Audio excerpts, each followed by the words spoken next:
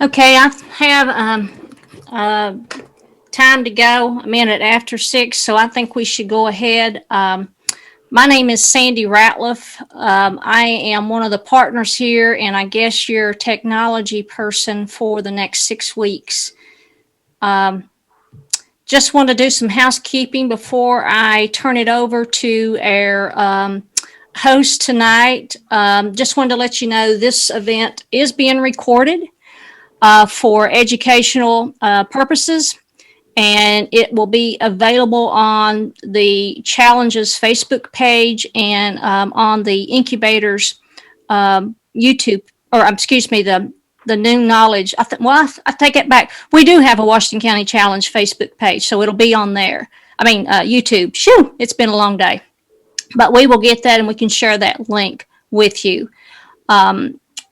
That way, if there's something that you didn't quite get tonight and you want to go back at that note, you will have access to that. And I have found many find that a valuable piece. So again, this is being recorded.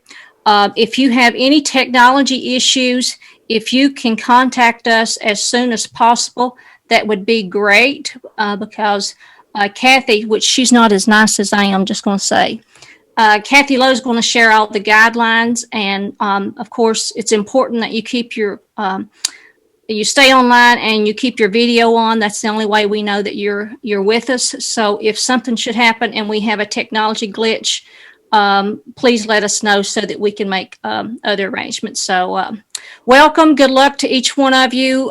These are great opportunities for starting your business. So I am going to turn it over to Miss Kathy Lowe at the Virginia Highlands Small Business Incubator. Hello and welcome everybody tonight. Dawn, we need for you to turn your video on because the guidelines require that.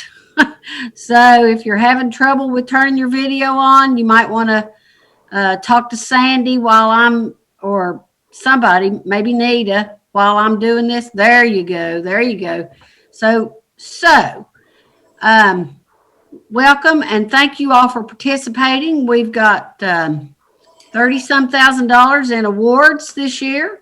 Some are for startup and some are for expanding businesses. And I am going to get rolling because we've got a lot of information to give you tonight.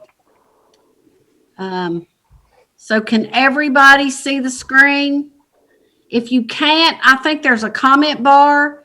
So if there's any problems, Sandy can monitor the comment bar, okay?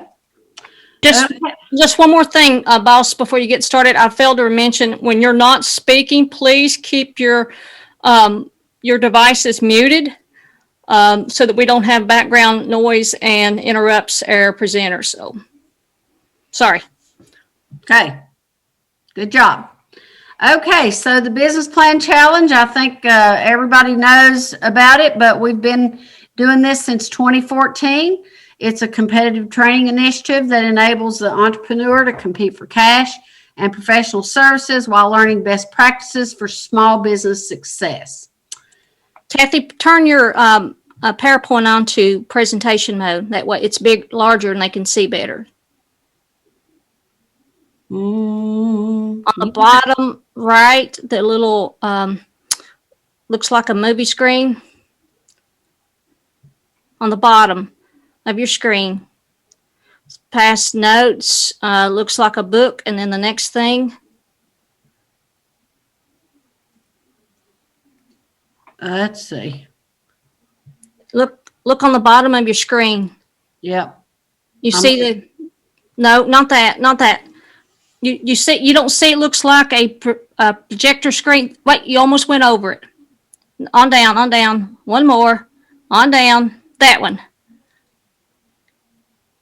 There we go. Good job. Okay, so let me ask Nita one question before we get started. They have received all of this documentation either in an email or in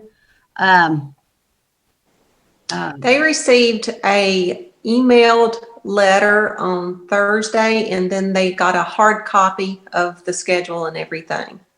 Okay, so I'm just reiterating some of the things that you're going to learn while you're in this class.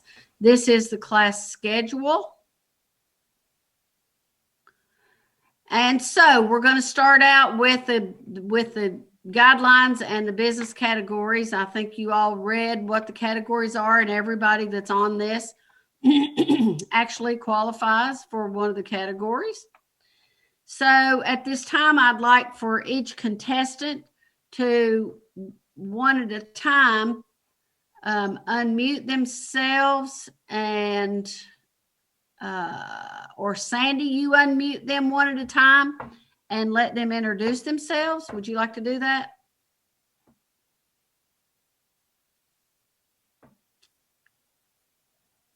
Sorry, that's fine. If each one wants to go around and introduce yourself and what you're going to be doing, we can either do it by alphabetical order of the business, or I guess it would probably be easier if I just call out the business name and then you introduce yourself and tell us what you're going to be doing. Yeah. Jenny, Crafts on Main.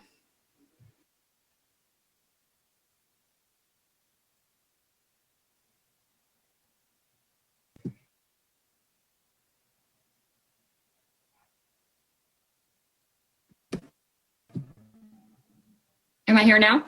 Yep. You made it. Okay, cool.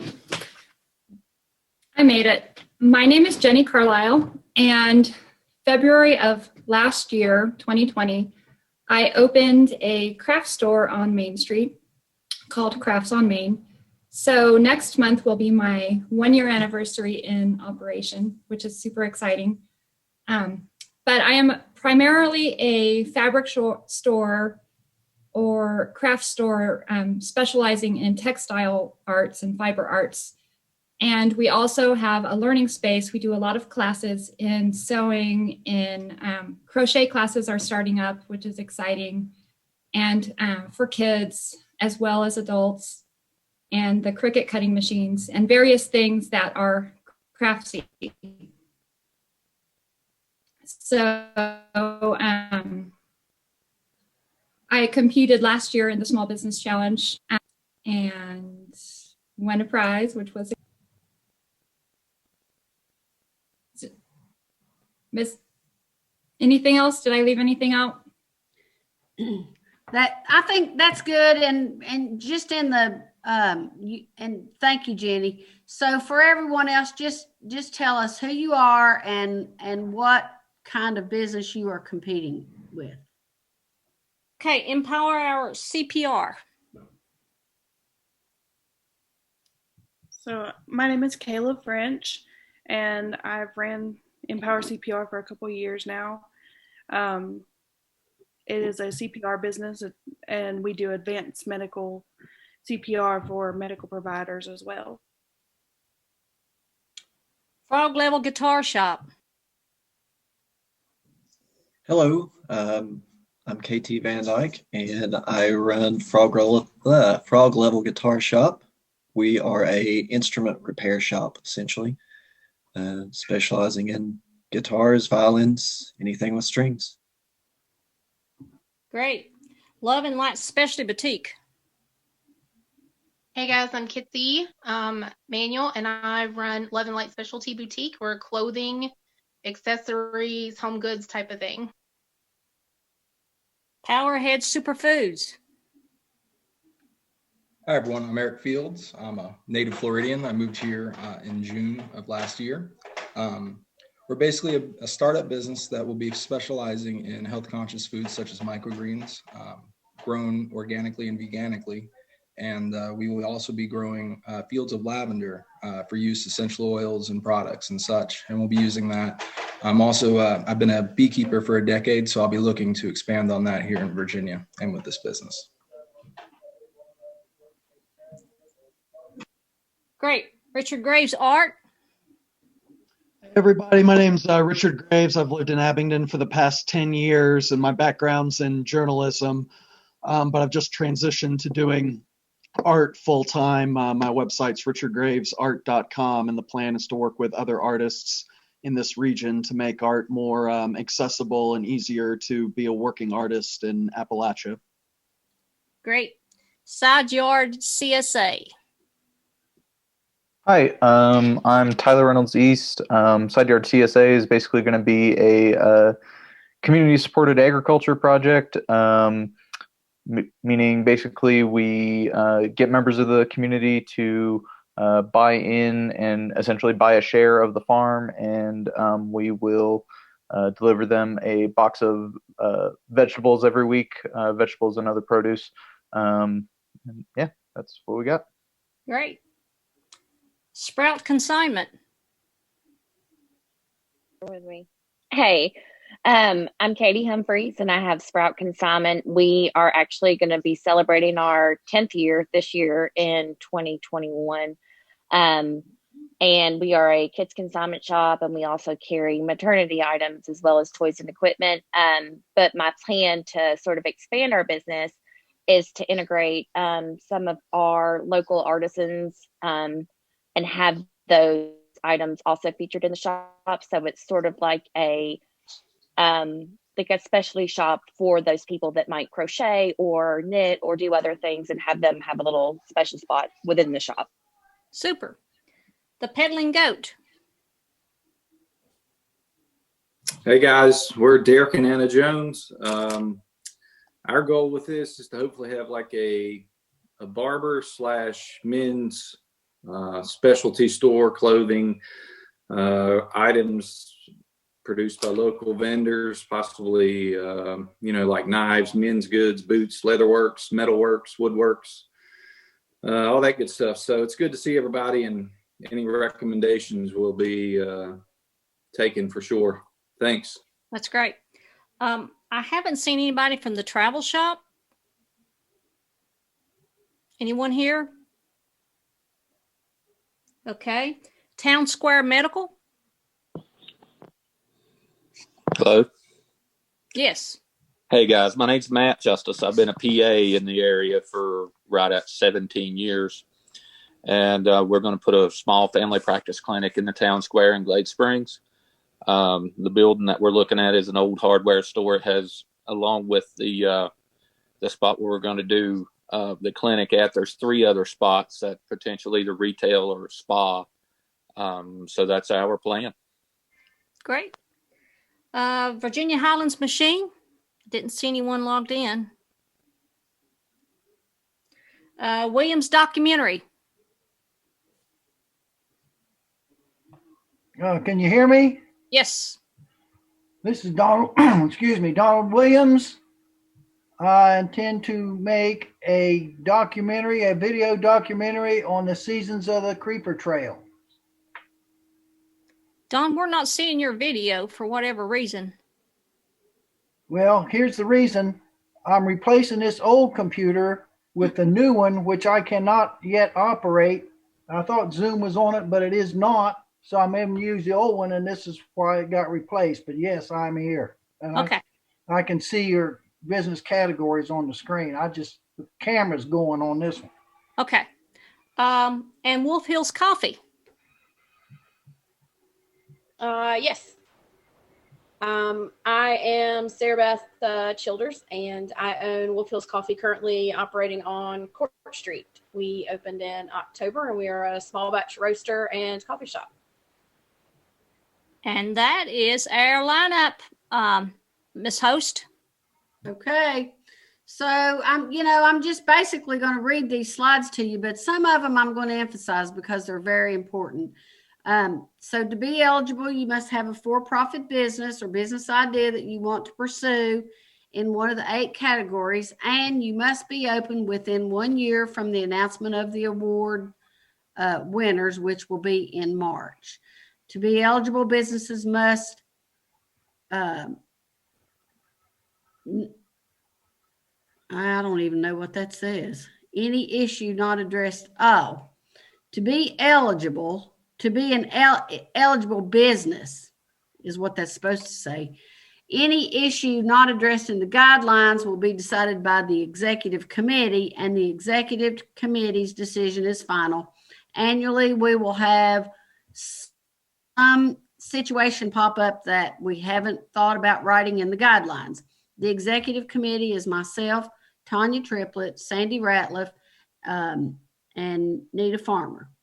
And so, if some issue pops up, then, we'll have a meeting and we will make a decision based on that specific issue, as it happens. Applicants must be 18. I think we're all 18. It must be a for-profit business, and it must be located in Washington County, Virginia, the town of Abingdon, the town of Glade Springs, or Damascus, and zoned for the applicant's business category to compete in the challenge. Now, what that generally means is Washington County, Virginia, does not require a business license. So if you plan on doing this business in your home office in Washington County, your home has to be zoned for the type of business that you are doing, that you are opening. So, let's say you are opening an agricultural business and it's zoned for residential only. You have to find an agricultural location. That's kind of really all it means. You must create one full-time job. The full-time job in this situation, if you are a startup, is the person that's opening the business. So that's easy. For a startup, it is one of you. If you are an expanding business, your full-time job does not count as the full-time job. So full-time jobs are considered 32 hours a week, and I'm okay. And so we need to see that your business is going to be open for 32 hours a week. You need to have your business licenses if you're located in one of the towns in the county. You need to, I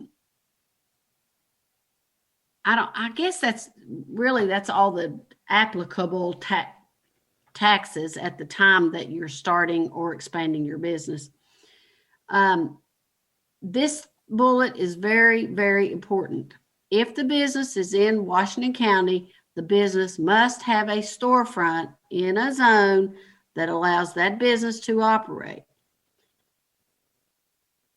Certified, approved agriculture or agritourism business or an outdoor recreation business.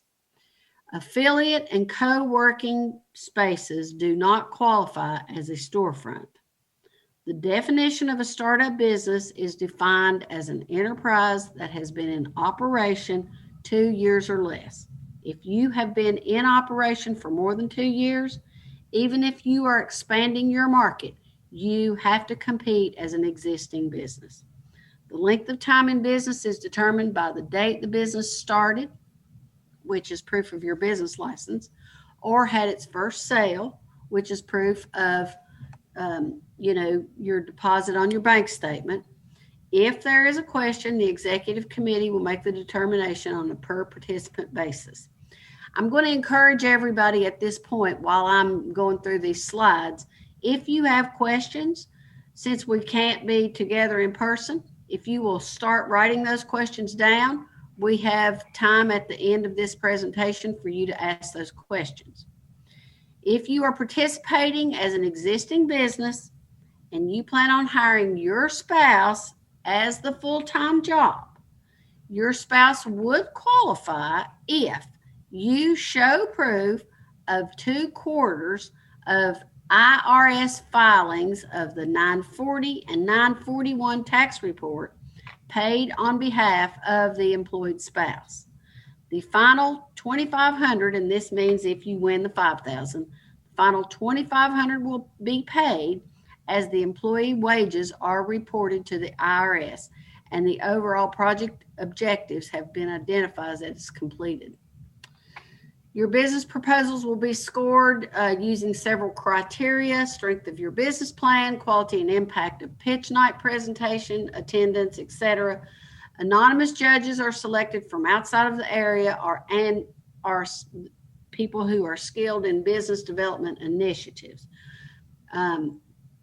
These are not people that are going to recognize your business or your business name. And so that they are anonymous, and we do not reveal who they are. But they are always, we always have been lucky enough to find somebody that works in a business development profession or in the banking profession that has to go through business plans to make determinations about funding. So if you're applying as a team or a partnership, again, this is very important. At least one person must be designated as the applicant leader and attend all the classes. So if there are two of you, tonight you need to decide who is going to be responsible for being on camera each session. All classes, pitch night, and involved in the development of the business plan, your partners can help with those. Any exception to that must be approved by the executive committee.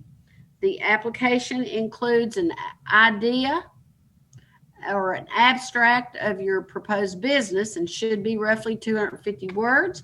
Your idea and abstract will be broken down into 4 sections: product or service description, customer definition, market description, size and sales strategy, and number and types of jobs the business is projected to create. Again, I think we've said this more than once, but our Noon Knowledge YouTube channel is an excellent resource for many of the things that you're going to have to write in your business plan. You just have to take the time to review them. You can either go to YouTube and key in Noon Knowledge. You can go to vhsbi.com, and there's a document there that shows all of the sessions that we have had on Noon Knowledge since 2014, 2015. The presentation that we just had last week or 2 weeks ago by Gary McGow is a presentation about writing a business plan, and it is currently on that YouTube channel. And that was the title, Writing a Business Plan. Again, this is very important. Attendance by the applicant is mandatory to appear in video for all 6 online classes. So if you are having trouble with your video tonight, every once in a while we'll check in to make sure you're still there, but you know, you need to be on this video. So make sure that everything is working by next week. The classes are held weekly from 6 to 8:30, if needed, 8:30. And the business pitch presentation will also be on video unless you ask us not to record your pitch. If you do not want your pitch recorded, you need to let us know now. The applicant, and this again, very, very important, you are going to be granted 1 pre-approved absence. However, even though you are absent for whatever reason, you have to have a representative on that Zoom call for that absence that will take notes for you and discuss anything with you. I know we've had folks in the past that have said, well, I can review the video. That just doesn't fit our guidelines with all of our other participants that says that they have to be on video. So you have to have somebody on the Zoom call at all times, and you get 1 absence where somebody else can stand in for you. If you lose internet connection during a session, please immediately text one of the executive team members, and here are the phone numbers.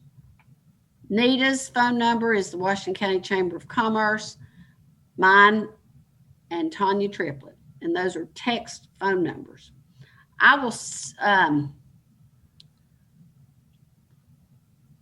will, if you will send me an email so that I can respond to it.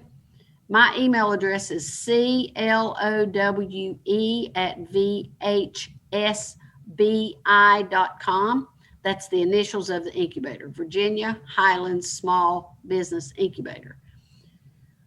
I will forward this PowerPoint presentation to you, and it'll have all the information in it. But I think you already have the guidelines and that has this information. But anyway, the PowerPoint and the guidelines are the same.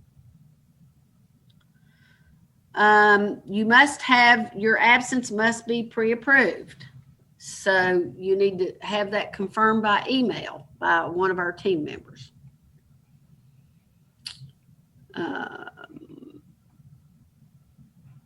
In the event of technology failure, and we're really talking about Sandy's technology more than we are anybody, the session may be delayed or postponed for another date. The makeup session will be announced at the Virginia Highlands Small Business Incubator Facebook page, the Washington County Challenge Facebook page, or you can, again, send us a text. We'll send you a text message if we have to reschedule.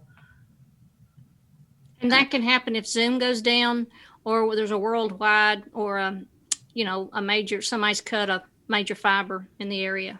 Right.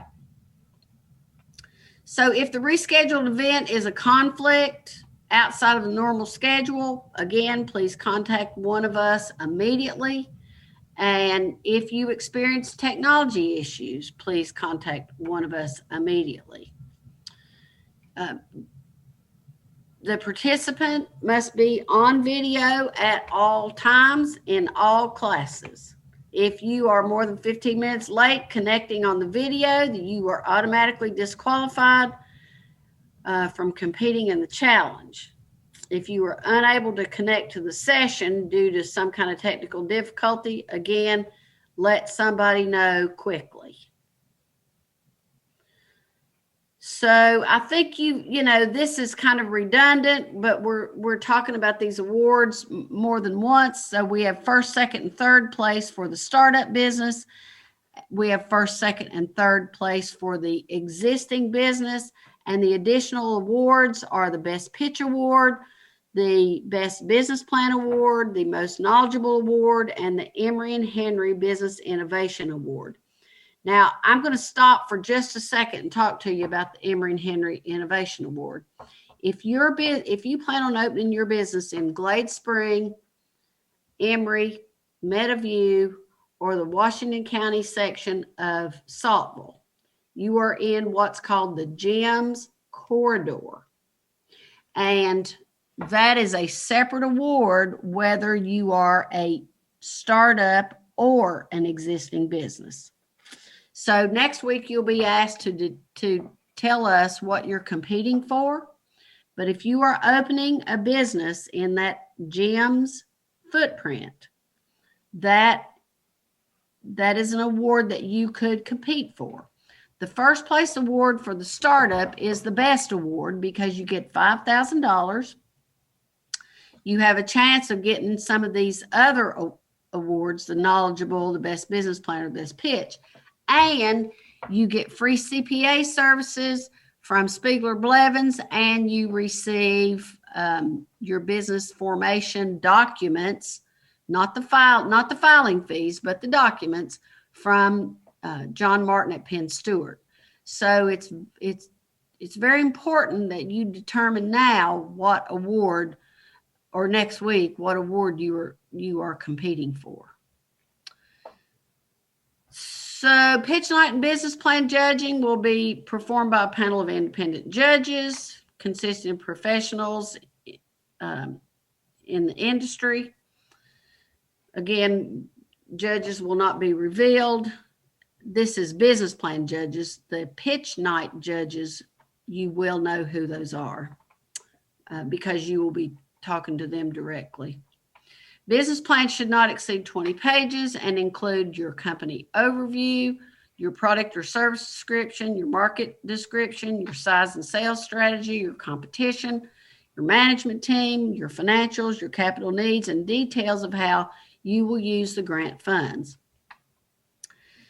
You are required to write something about each topic in the bullet point above. The written business plan must be submitted electronically to Again, we had somebody that put the wrong Gmail address in recently, so make sure you have washctybiz@gmail.com. The business plans are to be submitted by 5 o'clock on March the 2nd. And your entries are judged on a scale of 1 to 10, 10 being the highest. Please comply with these guidelines, because if we receive your guidelines at 6, you are disqualified. So please, please, please adhere to these guidelines. The business challenge cannot be the only source of revenue for the entrepreneur. You need to give us a detail of the other funds you're going to be using for this project that you are competing with. And, loan applications are permitted. Again, this is just a repeat that you need to submit your business plan by 5 o'clock.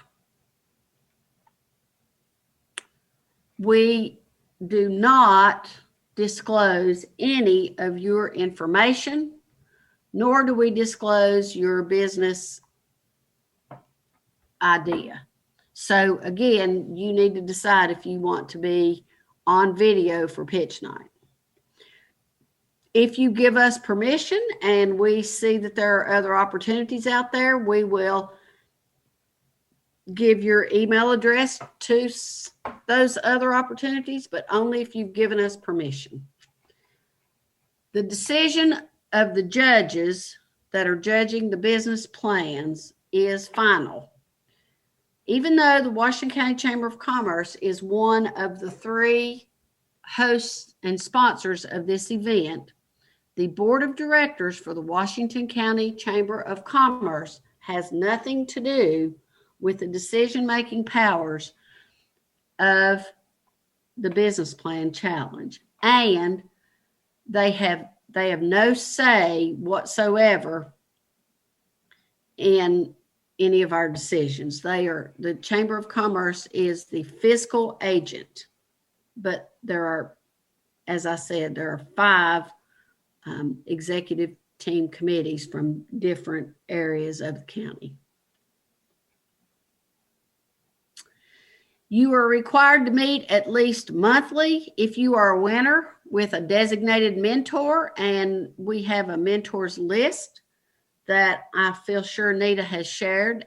And that mentor will help you go over your books and your disbursements and, any questions you may have while you're developing your business plan. You may compete annually until you have won a first place award. In the event that you are a previous winner, if you are beginning an entirely new business entity and you create 2 jobs, not including the owner or an immediate family member of the owner, the new entity owner may compete. So let's say let's say I had a beauty shop and I won. And then I decided that I was going to do bookkeeping business. I would be able to compete again if my plans were to hire 2 more people. Again, if you have any questions at the end of this presentation, we'll try to answer them. So each grant awarded will be provided up to 12 months of reimbursable expenses. That said, when you win, you're not just going to get a check for $5,000. You are going to give us paid invoices up to $5,000. If you are the expanding business, the first $2,500 will be paid on paid invoices, but you have to show that you have, to get the last $2,500, you have to show that you have created that extra job. And showing that proof is through your 940 and 941 taxes. If you are the winning first place startup, you are required to contact Mike Spiegler and John Martin within 30 days of the award to ensure that you receive the highest quality of service. I say that because you can't wait until, 2 days before tax season and say, oh, here's all my documents I need for you to do it. So you need to contact them immediately after you win.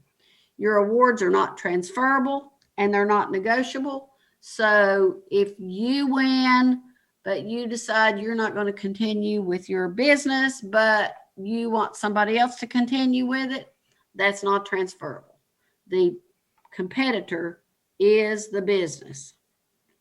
Kathy, it's worth noting, we've had it before that someone may have won and now it's time to start their business and they've decided to do something else, which was not part of their business plan or the business pitch. That does not qualify you. That does not work. That's Right. not what your business was judged on. Right. So you agree also as a winner to complete an economic development impact survey. Again, NEDA will give you that once the winners are announced. If you are a first place winner of the business challenge, either in the startup or the existing category, you qualify for half price rent at Virginia Highlands Small Business Incubator. Again, affiliate memberships and co-working memberships do not apply to this award. It has to be a suite, an office suite that you're renting. Again, sharing your contact information, you have to tell us that we can share your contact information, even if it's for something that will benefit you. You have to have given us permission to share your information. We do not share your information with anybody that's doing mass mailings, email, MailChimp. We do not do that.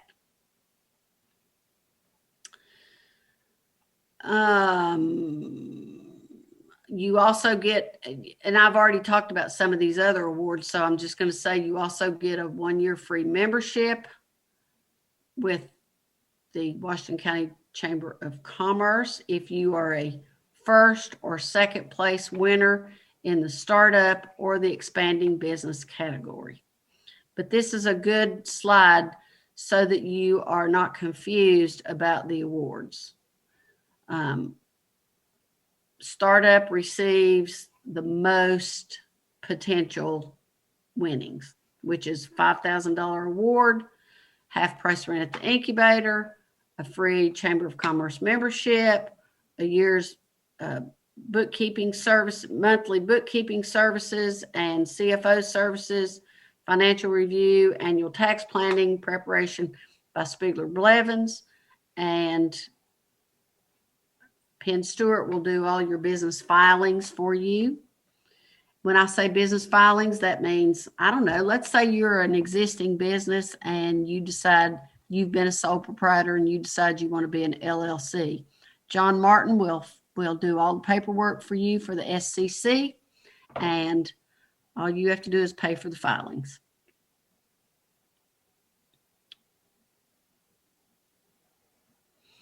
Again, I want to reiterate this. The two $5,000 awards or the three $5,000 awards are not the only awards. We have a Best Pitch Award. We have a Best Business Plan Award. We have the Most Knowledgeable Business Idea Award. So you may not win any of the three $5,000 awards, but you have a potential to win one of these.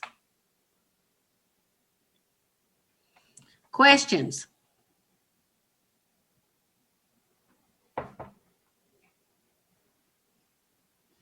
They must all be bewildered. I have a question, Richard. I had some of that language about the affiliate and the co-working space didn't seem to be in the guidelines before, so I wanted to double check on what my eligibility would be and how storefront is designated. So, and Richard, you kind of cut in and out, but so let me just kind of try to be a little bit clear. Okay. Within a year of winning one of the large awards, whether it's the startup business, the existing business, or the Emory and Henry Award, you have to have a storefront in a zone for business location. So if let's just say that your home,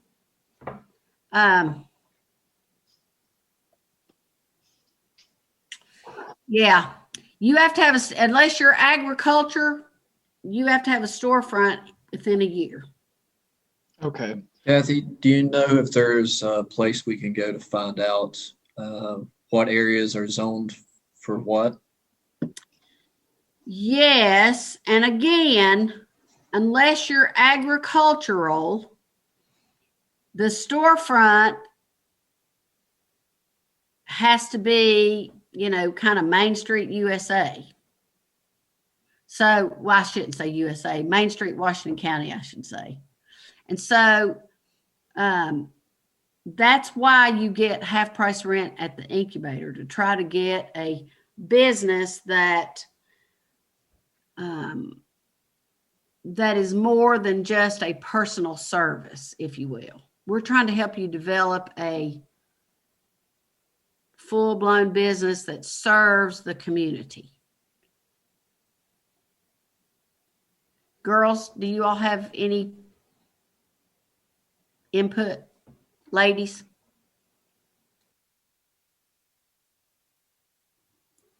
Kathy, I have a question. Okay. Okay. Since I'm going to be doing video work, I won't really need a storefront. I'll be looking at marketing completely different way than retail. So I don't need a store. You're going to be considered outdoor recreation. Yes. And That's so what I put in. that is one of the exceptions in the slide presentation. Now, Okay. when I say that, your home has to be in a business zone that allows that kind of business. So if you are in a residential area, Well, I'm out in the country. you probably need to check with the county to make sure that whatever you're planning for outdoor recreation is that your home is zoned for that. Otherwise, you will need a storefront. It's zoned agricultural general. Talk to Stephen, Okay. talk to Stephen Richardson. So we have a year. We have a year to You open have up. a year. And so All right. that's the thing that I wanted to stress to everybody is, let's just say you win. And you have to have a business. If you'll turn your mic off so that I can tell everybody. Okay. Let's just say you win and you need to have that business storefront in a year. Number one, a year is March 2022. That's number one. Number two, Virginia Highlands Small Business Incubator is giving you that by giving you half price rent. You might take that half price rent and figure out that your business is growing faster than you expected, and you're glad to have that storefront. So we're trying to give those folks that offer services an opportunity to make their business a viable, recognized business in the community. The suites at the incubator are about $250 a month, which means that your rent would be $125 a month. So we're trying to help you get your business off the ground and make it a business. And Kathy, I'll just say, I think, this is our 8th year. And when we first started this, the way the county and towns, they are putting in a good amount of money for the awards. the objectives that they're seeing is not only helping businesses get started, but help fill some of our storefronts within our communities in Damascus, Abington, Glade Spring. So that's one of the reasons why the criteria was there. One of the things that we like to do in Abingdon is if you are interested in a particular spot, if you will give us a call, we can certainly make an appointment to visit the building that you're interested in renting, and then we can let you know what would be required. We usually like to bring the building inspector, the fire marshal, and the planning department. That way you get a complete listing of everything that you're going to need to open in that spot, and if it's allowed. Right. And so I'm going to say again, the incubator is there to help you create that storefront. And I think one of the things we failed to do, Kathy, at the beginning is introduce our other partners in that. And you just heard from Tanya Triplett. She's the main lady in Abington that you have to deal with. And then Nita, are you, you want to say hello? Hello, all of you. I think most of you, I've talked to you earlier today. It's so good to have all of you, and we're certainly glad to be a part of the Washington County Business Challenge. This is our 8th year, and we're very excited to have all of you on board, and I wish all of you best of luck. And Nita, just so you all know, as the physical agent, she's also who probably most of the communication you'll be getting from is from her. So you're not getting 100 emails of different stuff. And one thing that I wanted to note, that I have set up a folder that Nita has the a website address that will to send to you probably tomorrow, that has all kinds of templates of business plans, spreadsheets, cash flow, variety of things that you have, as well as it has the guidelines there if you need to go back to, and the mentor list. So that's something that you will have that you can refer back to. Yeah. Also tomorrow, Kathy was talking about that we would be sending you something so you could sign and let us know if you're going to compete as a startup or an existing business. So I'll be sending this to you, and you can just email it back to us, so we'll have it for next session. And one other thing that Nita will send you, I send her a list of websites from other past business pitches. So if this is totally new to you and helps you to prepare for your business pitch, you can watch those. And they're not just from Washington County, but they're also from other counties. So that's good. During the next 6 weeks, it would be good if you can take a look at those, and it just helps you in preparing for that. Yeah. So we have a question in our chat that says, if you win for an existing business and create a new full-time job, how long must the full-time position last? So we're not, we're not the police here. However, you have to show 2 quarters, which is 6 months of 940 and 941 taxes. I don't know that we have enforcement abilities. So we're looking at you for a year, basically. So let's just say, and I spoke to somebody about this yesterday. So let's just say that you win in March, and you have to have if you are the startup, you are the business, you are the employee. But let's just say that you're the expanding business. You have March, April, May, June, July, August, September, through the end of September before you even have to hire that first employee or that employee.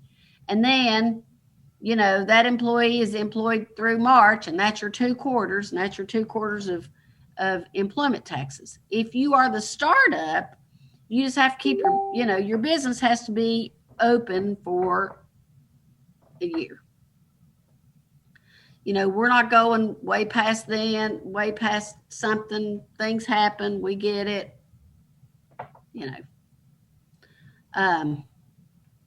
Any other questions?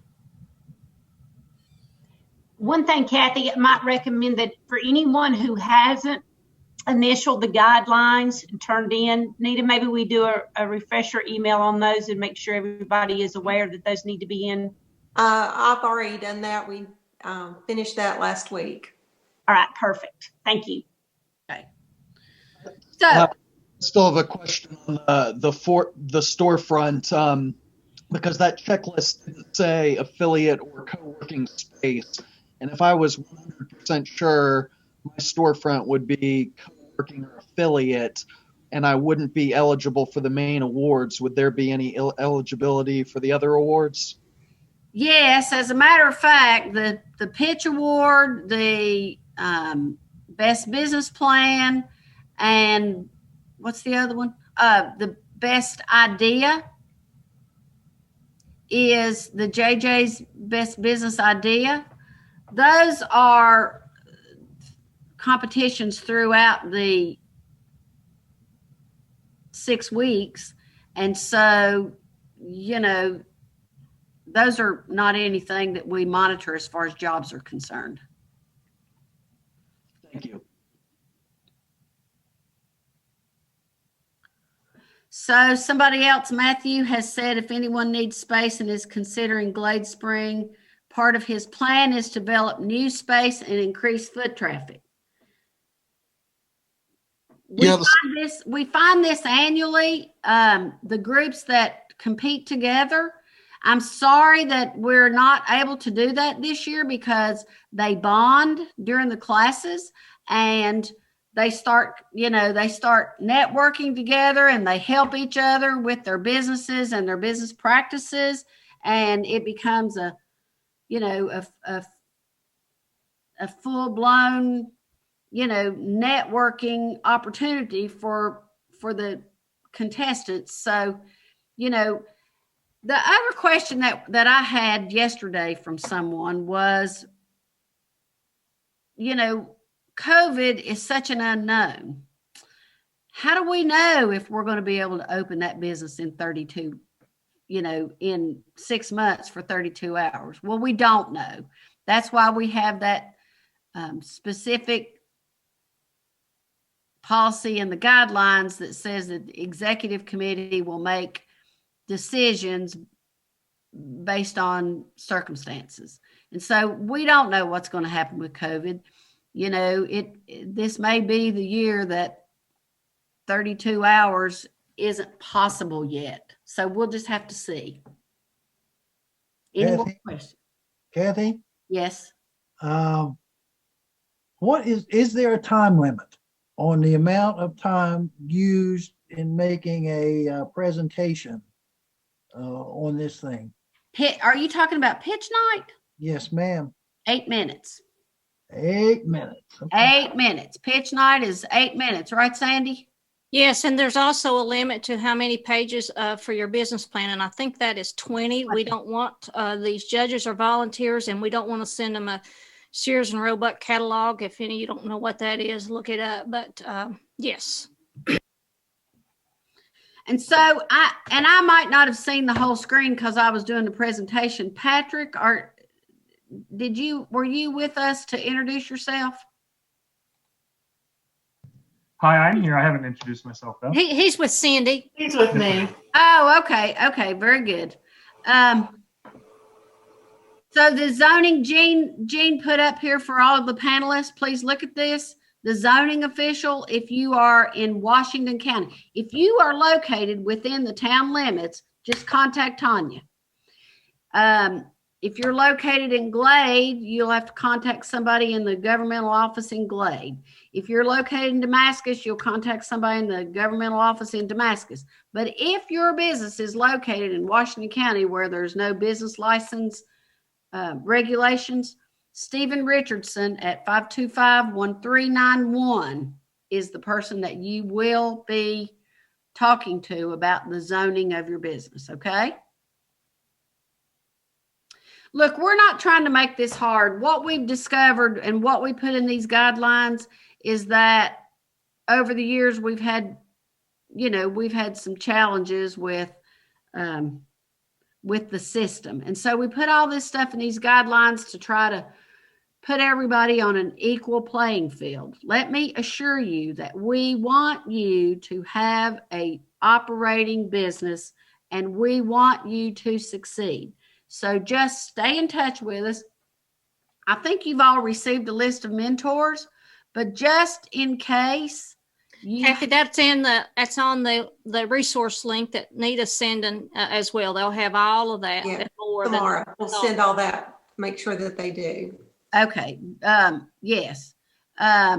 So, just stay in touch with us. We want to help you. We want you to be successful, and so these guidelines are just,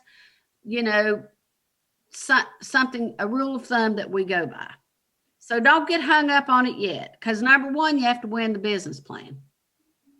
So, let's move on to that. And with that, I'm going to say, if you don't have any more questions, Cindy Fields is going to talk to you. Cindy is the business development specialist at Virginia Highlands Community College with the Small Business Development Centers, and she's an excellent resource. She is a proud graduate of Emory and Henry College, and so I'm going to let Cindy take it away.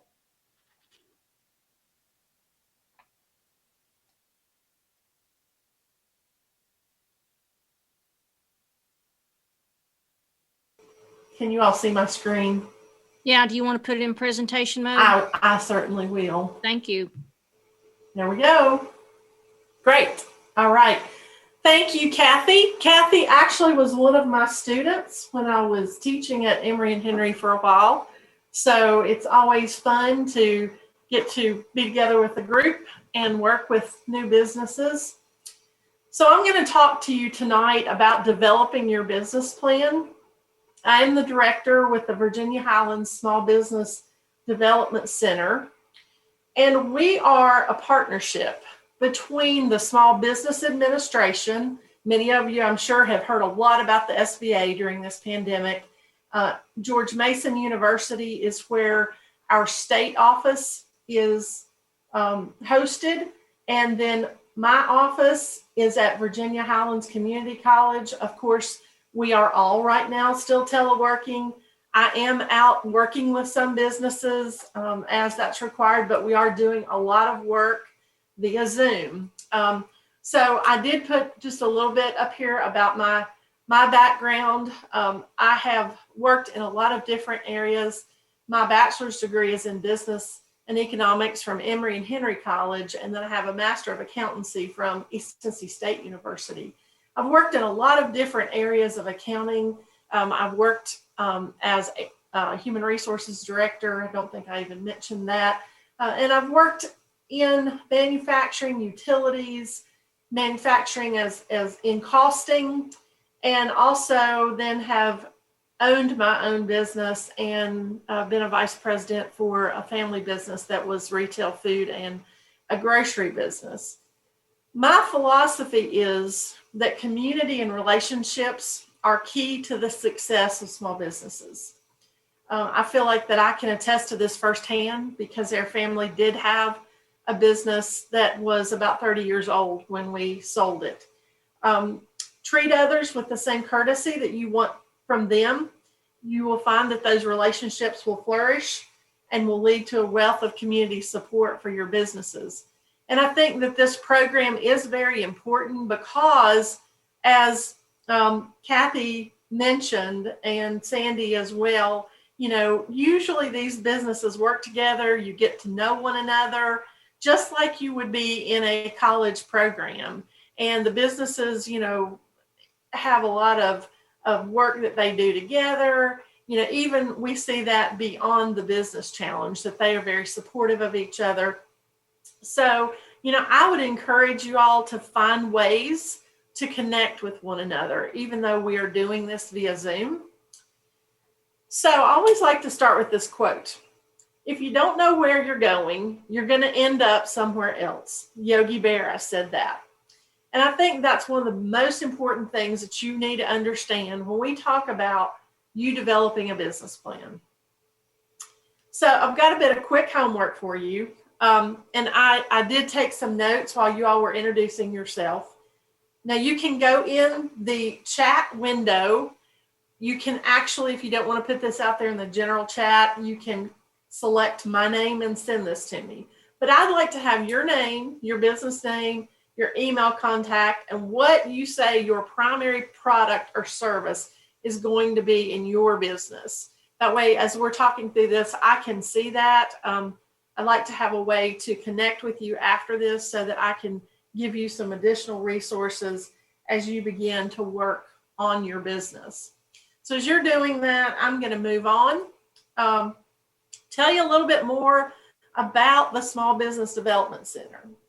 So as I said, we are partially funded through the Small Business Administration. We are a statewide infrastructure, and we deploy technical assistance to our communities. So I serve Bristol, Washington County, and Smith County.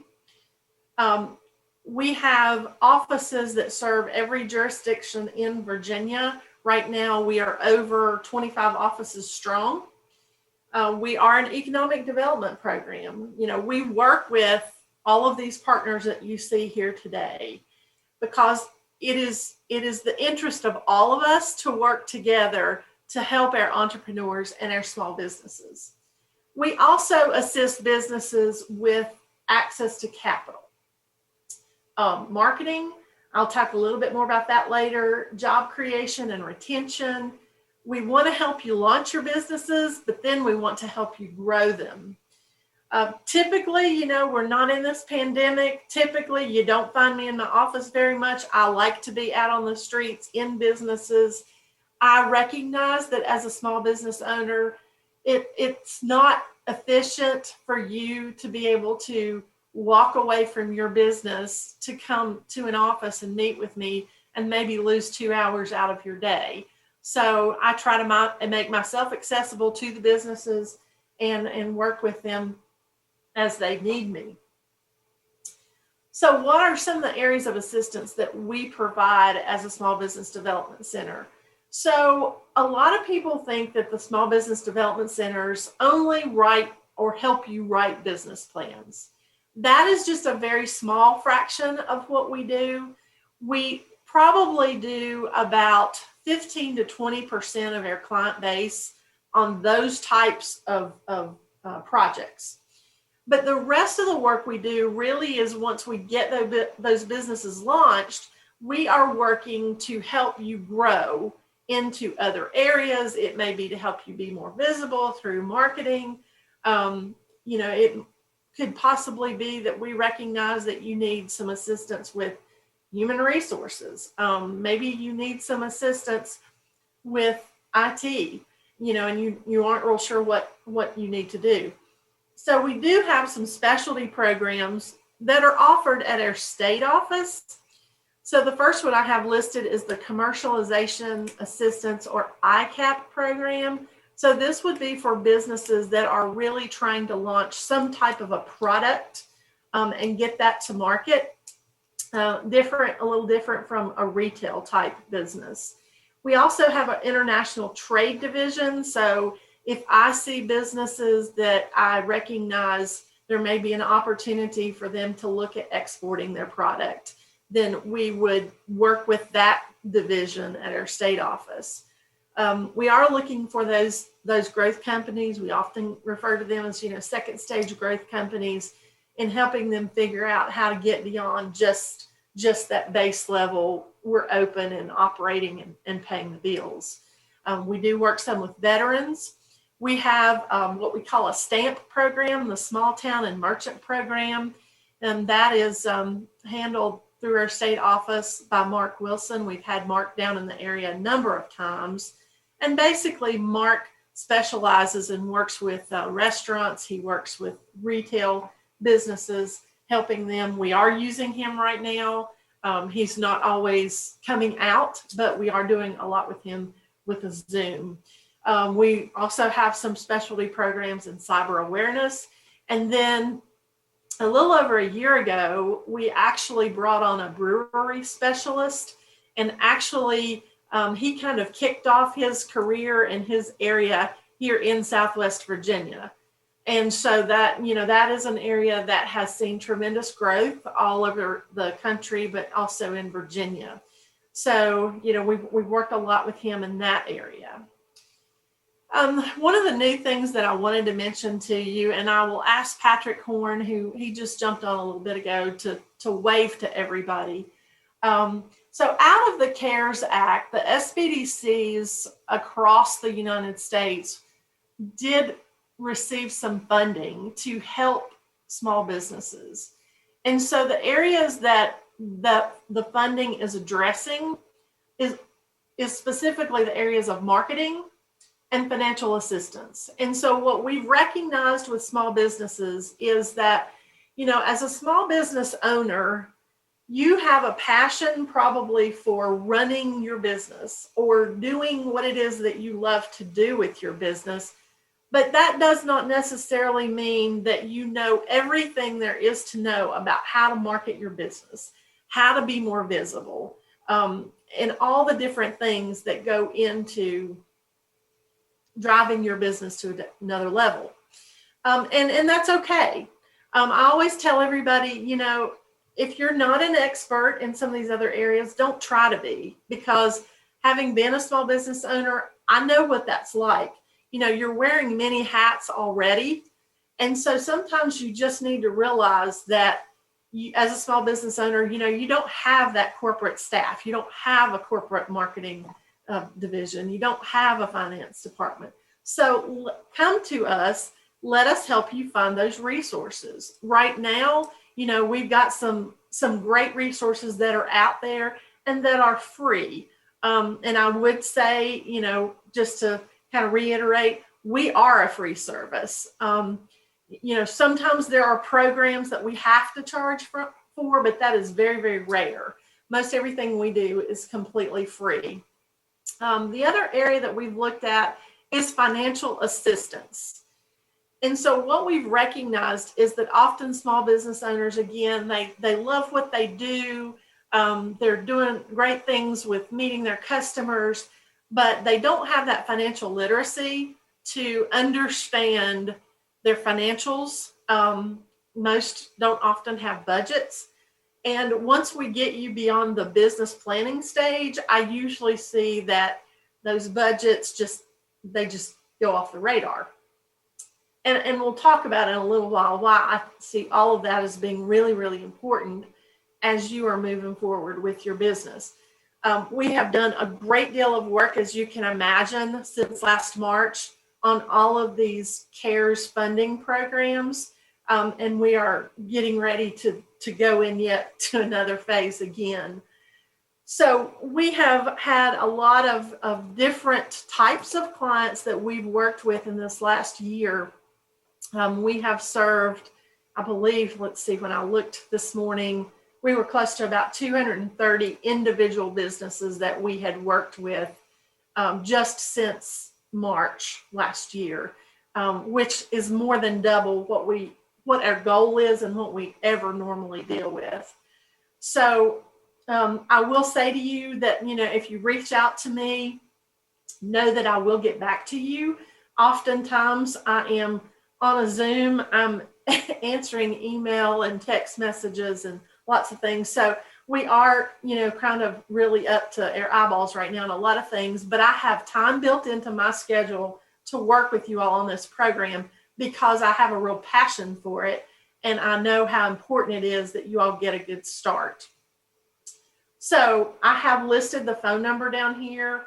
And I will, before we end, I'll put that number over there in the chat as well. So this is our office number, 276-739-2474. If you feel like you're interested in doing some work with Patrick on the marketing aspect, his name is Patrick Horn. So we would pair you all up. So let's move on though, because we're here to really talk about this business plan. So my question is, what is your business dream? Do you have a business dream? And is this you?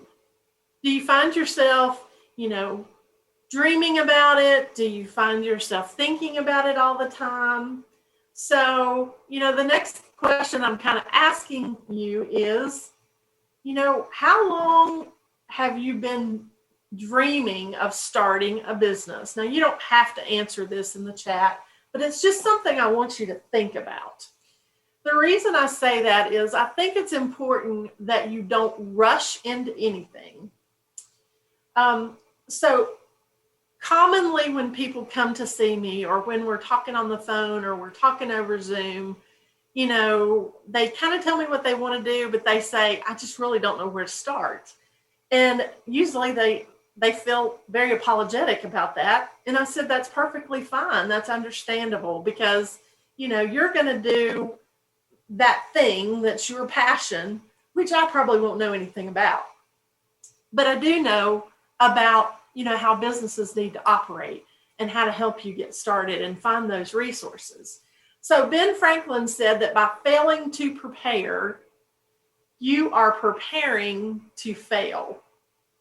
Now, I see this, in some businesses that I work with, is that they want to spring into action because they just want to do what they're passionate about, but they don't spend the initial time thinking this through.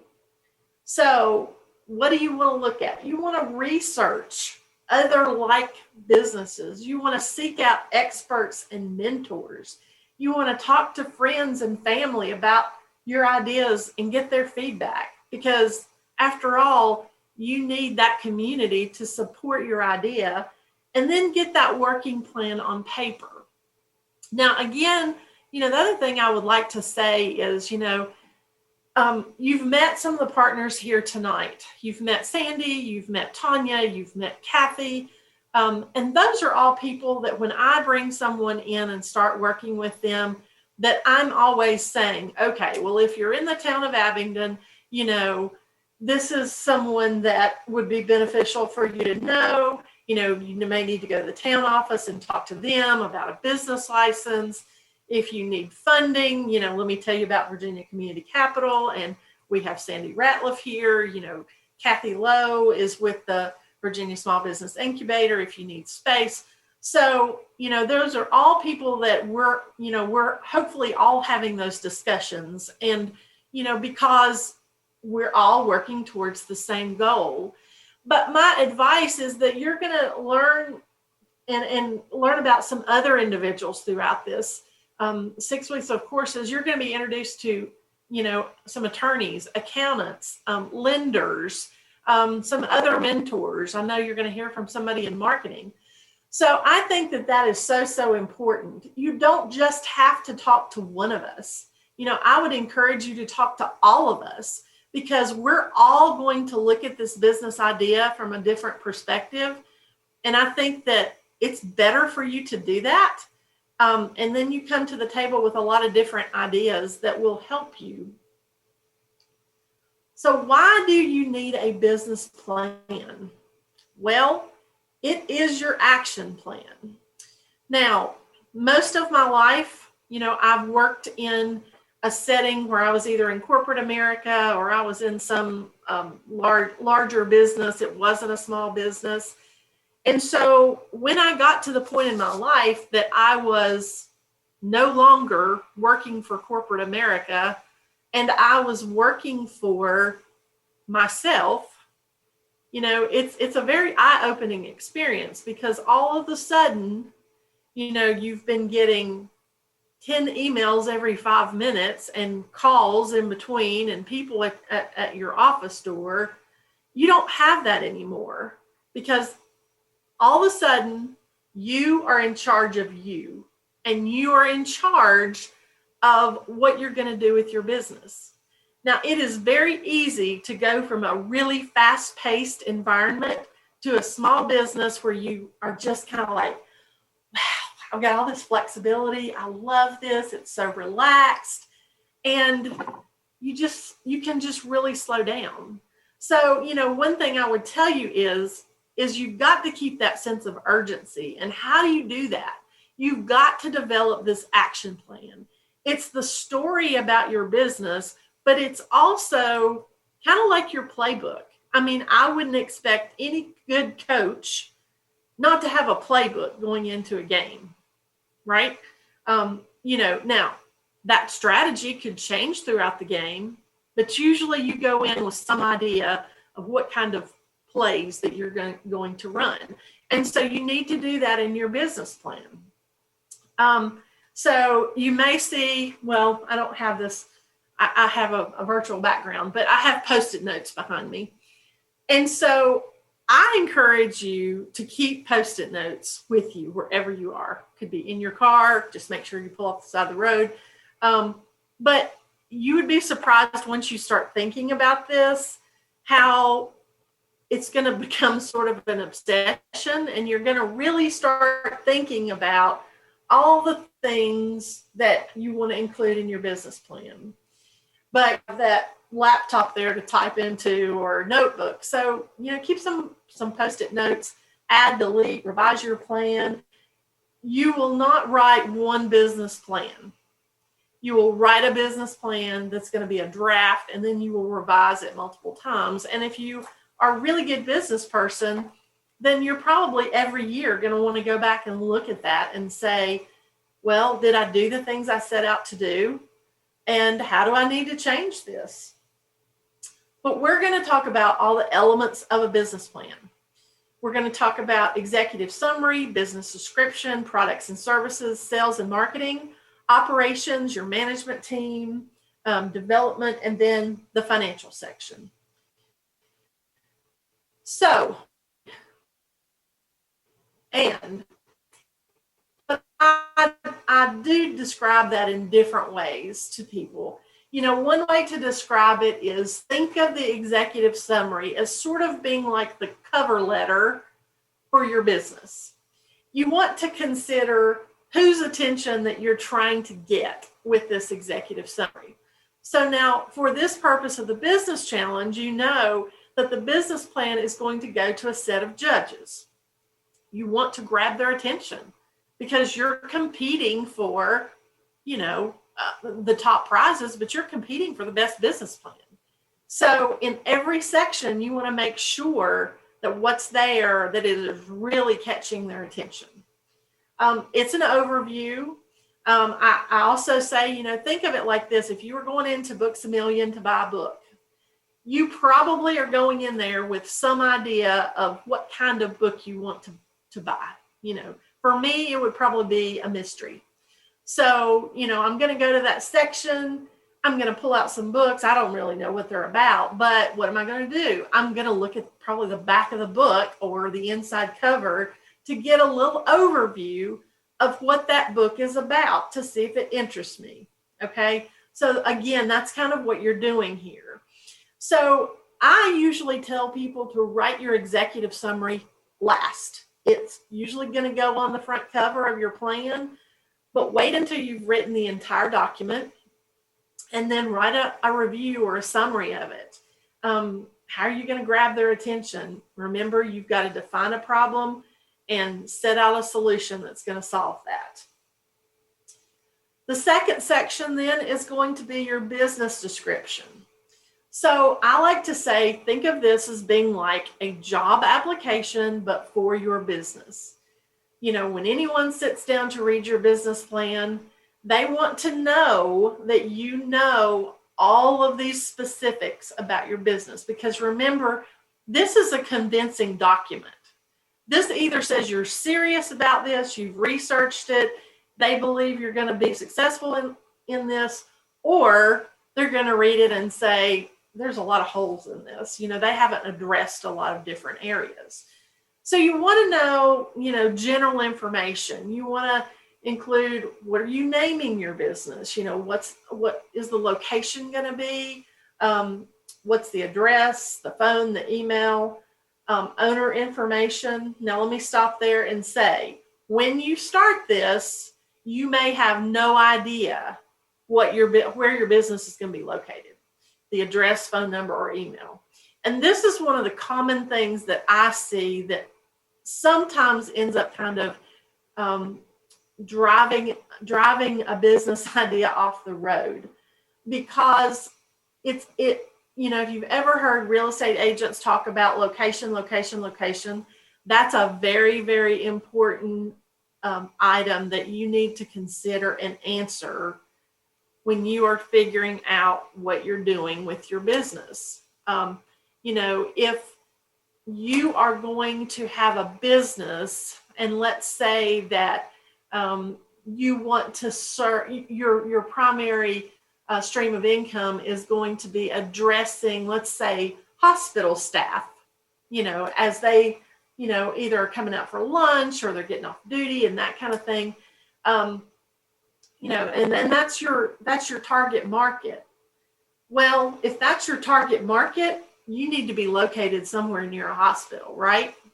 If you decide that you're going to go set that business up over on Highway 19, that's not the market that you're going to attract, okay?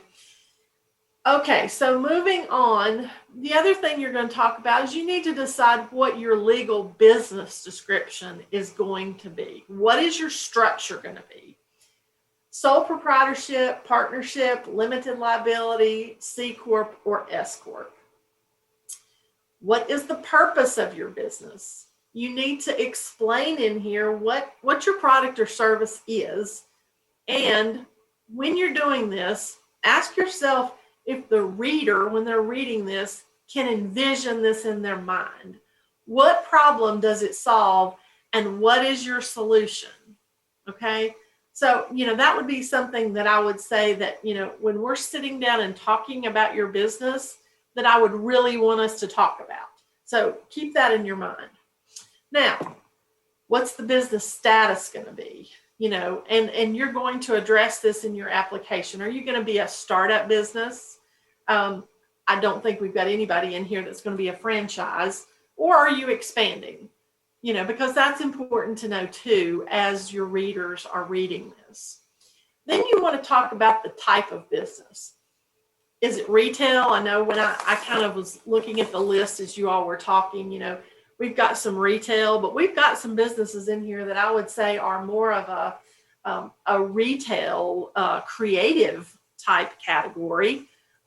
We've got some, let's see, we've got a food service, we've got retail,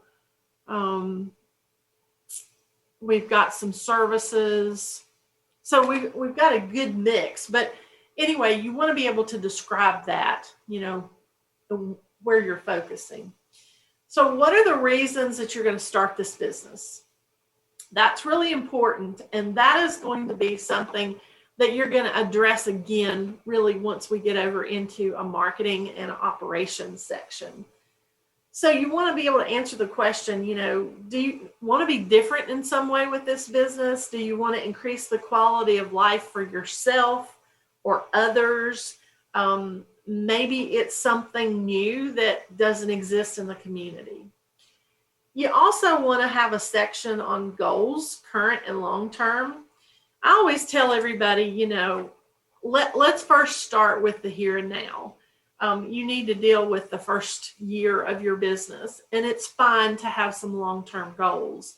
But, I know one time I was working with somebody, and they told me that they were going to publish books, and their income was going to jump from like $0 to $600,000 in 6 months period of time. And that was the growth that they were projecting. You have to be reasonable, and you have to be able to prove that. What industry will you be in? You want to look at industry trends, economic trends. And I will say that is one thing that, the SBDCs have access to data. We have access to other data from similar clients that would be all over the state or in other centers. So that's one thing that we kind of look at too, as we work together in formulating, how your business is going to compare versus the industry and versus the economy. Professional relationships in your business. So again, you're choosing some mentors. Again, you don't have to just choose one mentor. It may be that if you are a specialist, I know the Peddling Goat, they're going to be more in the agricultural setting. So, they may have a different set of mentors that, we want to add to their business plan in addition to just the section that would help them actually run and start their business. So then we come to the business structure section. Now, I'm going to just say early on, I'm not going to spend a lot of time on this because I think it's next week when you will have someone that will be presenting a lot more detail on this.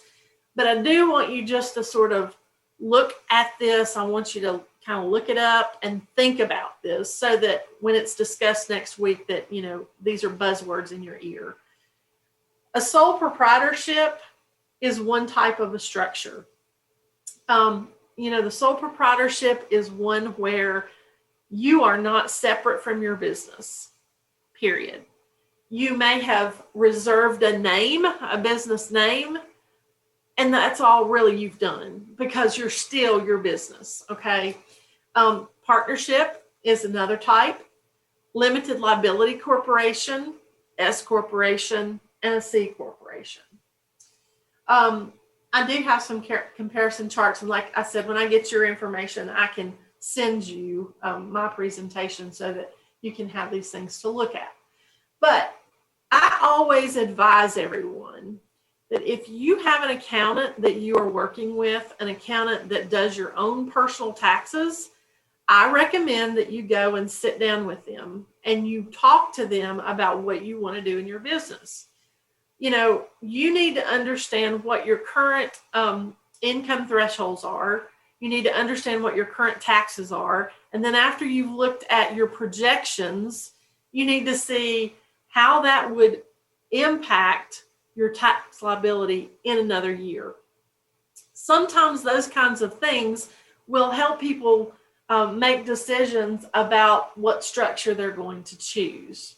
The sole proprietorship, you're just paying all your taxes, which are going to be reported on your personal tax return. The partnership is going to be a pass-through business entity.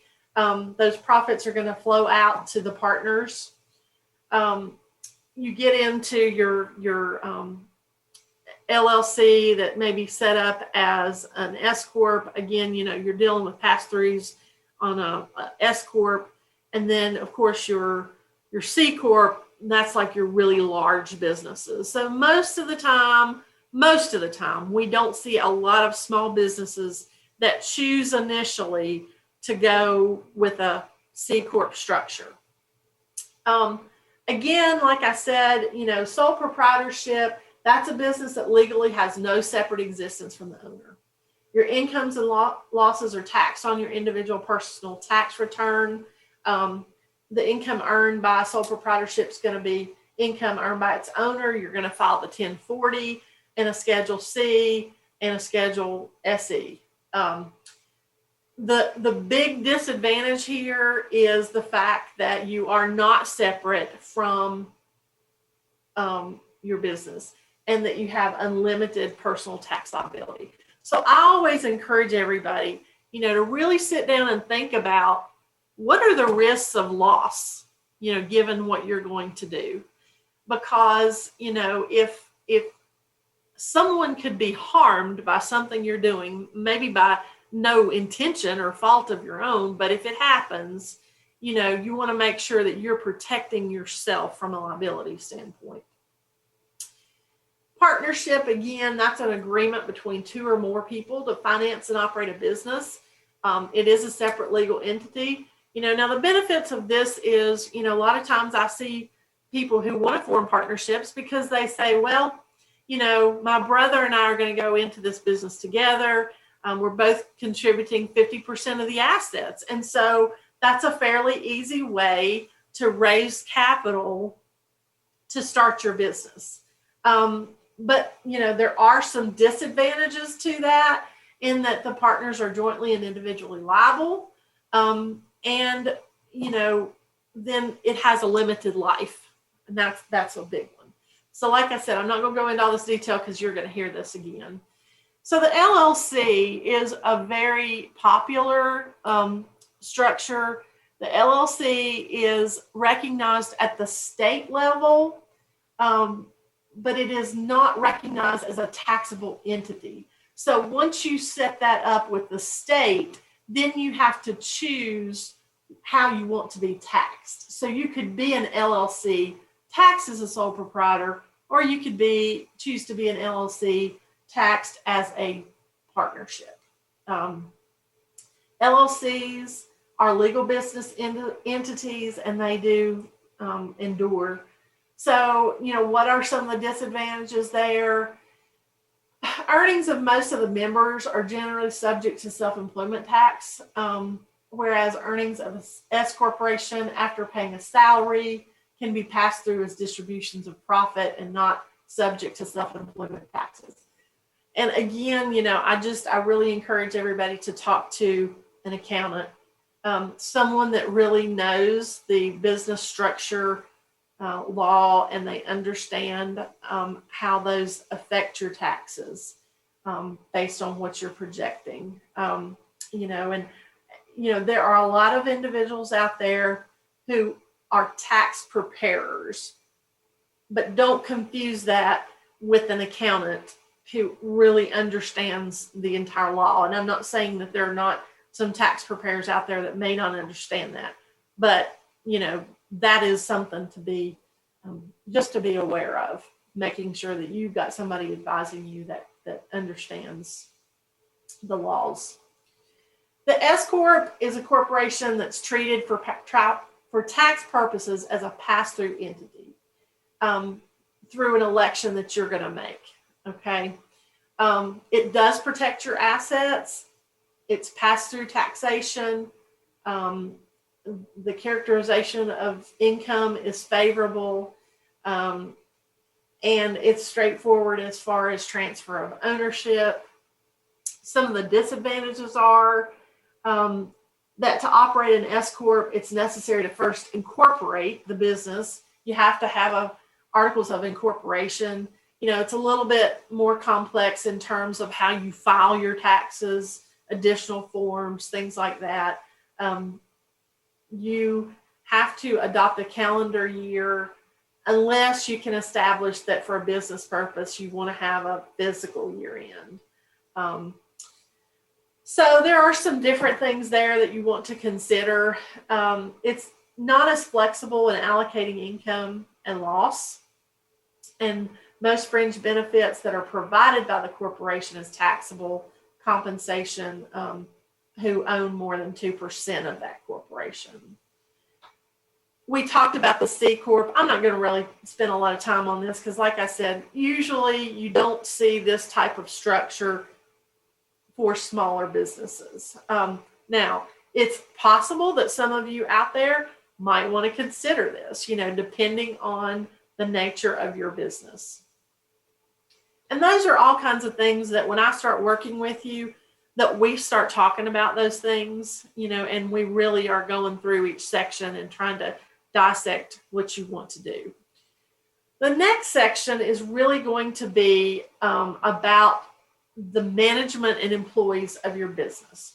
Now, I always encourage everybody to be as detailed in their business plan as possible, because you want to be able to take the details out of that plan, and they should cross-reference back into your financial projections.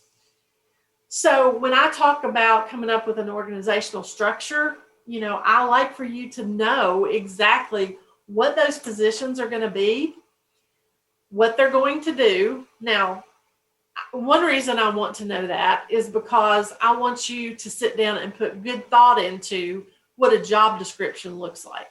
Because if you hire someone and you don't really know what it is you want them to do, then you're going to be paying them to stand around a lot. So define those positions, but also when you define those positions, it's going to help you determine, what kind of credentials do you want in an employee? And that's going to help you determine how much you're going to pay them an hour. And then you're going to look at, well, how many hours a week would I be paying them? And we're going to use that data then to determine, what your payroll expenses are going to be, including payroll taxes and all that. Your job descriptions with related benefits and salaries. You know, are you going to offer any kinds of benefits and salaries? You know, most retail situations, you don't do that. But in some situations where you're looking at services, and if you're going to compete, you know, and I'll pick on Matt Justice here. You know, he's looking at a medical office. If he's going to hire employees and he's going to be able to compete with other offices, then he's going to have to know what are those other offices offering. Because if I want to get someone good, I'm probably going to have to do something similar. So, you know, we would look at those kinds of things. You also want to put together just a real brief resume of the owner and any managers that you would have. The reason for this is that generally when you are looking for funding and you're trying to convince someone that you know what you're doing, you know, they want to make sure that if you say that you are going to run a medical clinic, that you have the license and the expertise to be able to do that, okay? Again, you know, you're using this to try to convince them of the success of this plan. So the next section deals with operations, locations, and logistics. We come back to this location. Again, even though this is kind of embedded down in, you know, a section that's getting down towards the middle of your business plan, this is really one thing that you want to think about first and foremost when you're thinking about business. Describing the problem, we talked about that a little bit. Again, you know, what's your product, service, and how is this solving something? How are you going to obtain a product? You know, a lot of times I'll have somebody that says, oh, I want to open a shop and I want to sell exotic animals. Okay. Well, have you identified your vendors? Well, no, but I think I can get them. Well, if that's going to be what you're going to sell, then you need to determine who are those vendors going to be. You know, what kind of quantity are they going to require you to purchase when you order something? How often you have to order something? You know, when you're going to have inventory, you've got to think about all of these things to determine, you know, if there's going to be a cost that you need to include in the plan that you haven't really thought about. A lot of times when you are stocking, you know, they may require a minimum order and that could be $5,000. So, you know, if you were thinking, well, I'll start with a couple $1,000s and then I'll build from there, you know, that may change things. It sometimes causes you to look at different suppliers, you know, and compare their requirements to see what's going to work best with you. So how will you distribute or sell your products? You know, one thing that we've seen during this pandemic is businesses that were still trying to operate, but they were having to figure out different distribution methods. And I think from this point forward, that is one thing that all businesses are going to have to look at to figure out if, you know, something happens again, you know, how can I still operate and make some money, even though I might not be able to have my store open. And that's why, you know, Patrick has been working with businesses on, you know, those online stores, other options of ways that they can get information out to potential clients to purchase things, even if they're not in your store. Identifying your suppliers, we talked about that a little bit. What assets are needed to run your business? That's something important. And sometimes, you know, businesses don't think a lot about that until, you know, they're ready to open. You know, you need to be able to investigate the POS systems to figure out, you know, what might work for you. What's the best thing? Are you going to need a website? Do you need to incorporate something into a point of POS system? And then what are your streams of income? This is like one of those things that I think needs a lot of stars and highlighting on. And the reason I say that is, you know, your revenue stream is what's going to really drive your business. I always tell everybody when we're working on projections, your expenses, whether it's startup expenses or recurring expenses, are what they are. You know, if the last tenant that was in a location was paying $350 a month for rent, and nothing's changed on that space, it's going to be the same for you. Same thing as utilities. You know, those are not going to change a whole lot. But what's going to drive the bottom line is going to be your stream of income. So it's super, super important that you define what are your streams of income. Now, let me see who else I can pick on here. Wolf Hills Coffee. So they sell coffee, but they also sell some pastries. And people come in for coffee and they may not want to just drink coffee. They may be hungry too. So they've got a couple different types of streams of income. And it's really important to characterize those different types, you know, and track that to figure out, you know, how you need to adjust that. I'm looking at some other people. Let's see. Love and Light Specialty Boutique. If you've been in her shop, she's got clothes, but she's got some different things. And the one thing that I found, you know, I was glad that I saw was that, you know, she's got some products that are very different price points. That's super important if you're in retail, that you have some really lower price point items, because a lot of times it may be easier to sell 5 lower price point items than to sell 1 or 2 of a higher price point item. And those can make the difference, you know, of you meeting your monthly expenses or not. So you want to think about all that stuff. You want to define who your business partners and your connections are going to be. Again, come back to think about Nita Farmer. You know, Nita is the director with the chamber, and she's got a lot of connections. All these people have a lot of connections.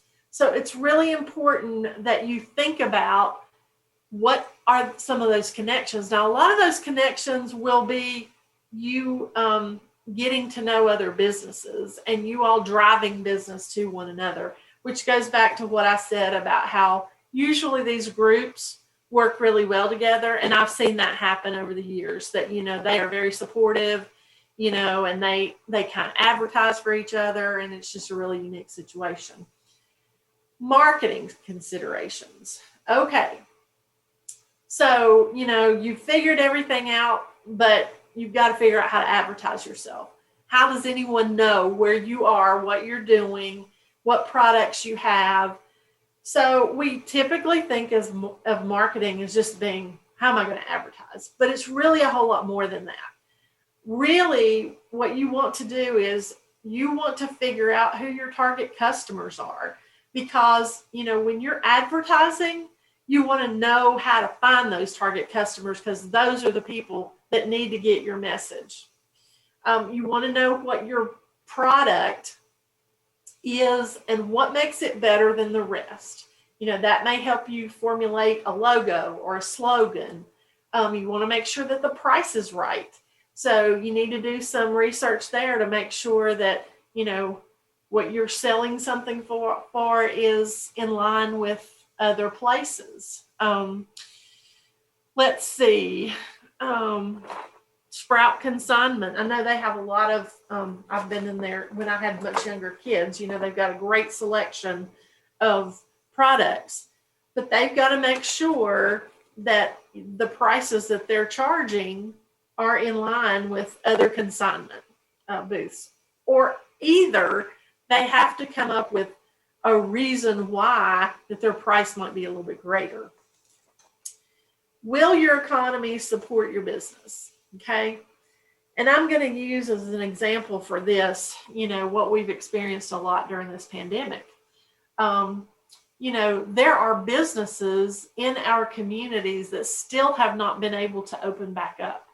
Because of the nature of their business, they cannot open their business and be in in order to comply with the guidance put out, like by CDC and the governor's office and that kind of thing. And so it's really hampered what they could do. And so even in normal times, those are things that you want to think about. If you're finding that that we've got a period of high inflation, and people are struggling to buy gas or buy groceries, and you're thinking of starting some sort of a shop that's going to sell, some exotic type of perfume. And, this may not be the time for you to do that because they may not have that expendable type of income to do that. You also want to look for demographic information and research. And I think that that's very true when you're looking at where you're going to locate. If you are going to have, let's say, some type of bike shop and, you're trying to tap into the Creeper Trail, you want to look at things like, well, how many other bike shops exist? How many people are coming to the Creeper Trail? What kind of specialty things do you have that's going to tap into that market? So it's really important to understand all of that, to know not only what your success will be, but sometimes it's about how to change your strategy a little bit to help you be successful. So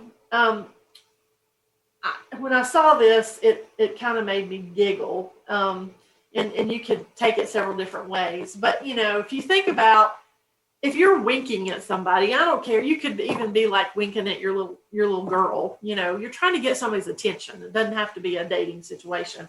But doing business without advertising is like winking at someone in the dark. You know what you're doing, but nobody else does. So let me tell you one thing that sometimes Patrick and I just shake our heads about. We're working with people on trying to be more visible on social media platforms. Now, you need to understand that when you are advertising on social media platforms, you need to understand what time that your customers are on those platforms. So when I see someone that posts a great post at midnight, I'm probably the only one up that's going to see your post. And so as we have worked, we've developed a marketing assessment program. And this is one of the things that, Patrick kind of works on is, helping you analyze the data on these platforms and helping you figure out if you're going to have a social media platform, then let's do it efficiently and effectively, or it will work you to death. So those are things that you want to think about. But how are you going to market your business? Again, can't say enough about what Patrick's been doing with some of our small businesses. He's going through, and if you're an existing business, he's been going through and looking at everything you're doing, basically assessing where you are and where we need to get you, and then working one-on-one with everybody. Now, with a new startup business, hopefully we're going to get you going the right direction to begin with and give you some great resources that will help you as you're promoting your business. But you want to plan how to promote. Scheduling is really important. Having a marketing calendar, super important. It's not just about saying, okay, well, every Friday at 2:00, I'm going to post something about my business. But you need to take it to another level. You need to understand that, okay, I may want people to buy online. I may want people to walk in my store. And what's going to make them come in my store? Once I figure out who my target customer is, then I've got to come up with some reason that they're going to come in, not just maybe because I say it's Valentine's Day. But, you've got to convince them or give them a reason or have an event, something fun, something out of ordinary. Be creative. So what are your marketing savvy strengths and weaknesses? Again, like I said, a lot of times with small businesses, you don't have time to do a lot with your marketing. We realize that. And maybe it could be that you say, hey, I have a business page on Facebook, but I don't really know how to use it. And so we're helping you with that. How can you overcome those weaknesses? It doesn't say that you can't have weaknesses. You just need to have the tools to be able to overcome that. So you want to plan how to promote and then work that plan. Marketing, again, is super important. Now we come kind of to the final section on your financial information. Now, this is something that, we sit down together. Like I said, we go through the business plan section. We look at all that. We're defining your streams of income. You've heard me talk about how important it is to, back that data up. Your streams of income and your income projections are a bit of a shot in the dark, when you are starting. But we usually have some sort of data that we can go back to prove that here's why we think this.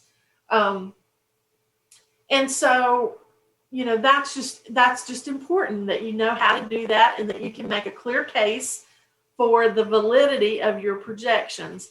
Because I promise you that, people who are reviewing these business plans, they have the business expertise that they are going to know that if you say I'm going from 0 to 600,000, in 3 or 4 months, they're going to say, no, you're not. And that's going to be the end of it. Your startup costs. Again, startup costs and recurring monthly costs. Those they just are what they are. But what you really need to do is you need to sit down and make a list of all the things you can think of that you're going to have to get you started. If you are opening I'm going to look at Powerhead Superfoods. I'm going to assume there that if you're doing some microgreens and things like that, you're going to have maybe some sort of structure that you're growing in. You're going to have some container supplies, things like that. So you want to make a list of all the things that you can think of that you're going to have to get started. And then you need to look at what those monthly expenses are going to be. You may not be able to think of everything. Everybody sits down, kind of looks at it and says, maybe you need to look at this because this might be something else that may pop up. Most of the time, banks are going to want to see 12 months of detail in that first year, and then they will want to see 2 to 3 more years. It can be less detail in their projections if you are looking at needing funding. So typically, that's what I always recommend that everybody, go ahead and work on when they are working on a financial plan. Again, you're going to use these projections, and then you're going to come back next year at the end of the year, and you're going to say, okay, here are my actuals for this time period versus what my goal was. And then I'm going to adjust going forward to figure out what those budgets or goals need to be. Because if you do not have a goal or a budget, you are never really knowing how you're doing in comparison to, what you thought you might do. So it's really important to keep that budgeting going. You also want to look at your funds available. I see a lot of businesses that bootstrap things to be able to get it started. Most people that I deal with, unless it's a really large venture, they're looking for funds somewhere between about, I would say, 20 and 50,000. And so in those cases, we find that, it really depends on their personal situation as to which direction they send them. If the project is large enough, I always say, hey, here's Virginia Community Capital's website. You should check that out because that might be, the best option for you. If they need something that's a much smaller amount and they cannot get a loan from, maybe their own bank, then we may look at something like a People Incorporated. People Incorporated will take risk in lending to small businesses that a lot of times these commercial banks will not. Doesn't have anything at all to do sometimes with your credit or your situation. It's just risk, that they're looking at. So People Incorporated may take that risk. They'll charge you a little bit more interest to do that. The terms are usually a little less. So we just really try to sit down and look at the overall picture. We look at your cash flows. We look at your bottom line to figure out what your best option is if you are needing funding. So here, what I'm showing you is kind of a list of financing sources. Usually anywhere you go for finances, they're going to want to see a personal financial statement. So that is something that I would tell you, that if you're going to need funding at some point down the road, you need to go ahead and pull up a format of a personal financial statement and know that those are things that you're going to have to pull out. The other thing I always tell everybody is, have an idea of your credit score. And then work from there. So what are some of the pitfalls that I see? I see people who are trying to run businesses and just don't have a business plan, and they don't have any projections. A lot of times they get started and then they're a year down the road and they end up coming to see me, and then we're kind of trying to backtrack and undo some things that, some bad decisions. Not always, but sometimes. Product service definitions sometimes are not thought out. So you really want to think of those things that you think will bring in a good flow of a percentage of your revenue. If you're just offering something because you think it's cute and, hey, isn't that a cute idea, but you have to order 30 and you're maybe only going to sell one of them, then that's not a very good investment. Your revenue streams, I obviously typed in not, I didn't mean to. They are really a top priority for me when I'm telling you. Well, I guess the pitfalls are that someone was saying, I'm not really going to give a lot of consideration to that. So what I'm saying is they are a top priority. Lack of a realistic timeline for a business and getting it open. Again, that's something that we try to talk about when we start working through your plan and what you want to do. Sometimes, though, timelines get shifted due to different things, and you just don't want to be in a situation where you are investing a lot of funds and you can't get open for 6 months, and so you're already making payments on investments that you've made, if that makes sense. A lack of research before you file your paperwork. So again, don't rush. Make sure you're doing your homework, and no marketing strategy. So at that point, I am going to open it up for some questions, and I'm going to try to pop back out here and I'll stop sharing. Okay, I have a question. Sure. Go ahead. Are you going to send us all those slides in an email? I will. Don, did you put your email address in here for me? In where? In the chat. No. Okay. Michelle, though, I wrote it down that you wanted it, but I didn't know how you wanted it. Okay. If you want to type that in the chat, then yes, I will send that to you. Thank you. And so when what I will do is I will send this to you all, and you'll have my email address through that communication. And then if you want to reach back out with me, we can go ahead and, we can schedule something so I can start working with you all. But are there specific questions about, what I've talked about? I know I've talked about a lot.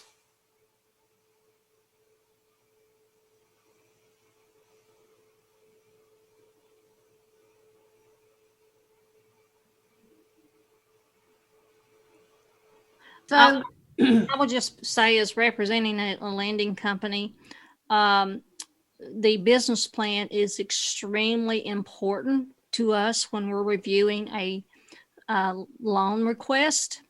And that's the same with just about any lender. And I think Cindy can tell you that during the PPP and the EIDL loans, many businesses were caught not prepared.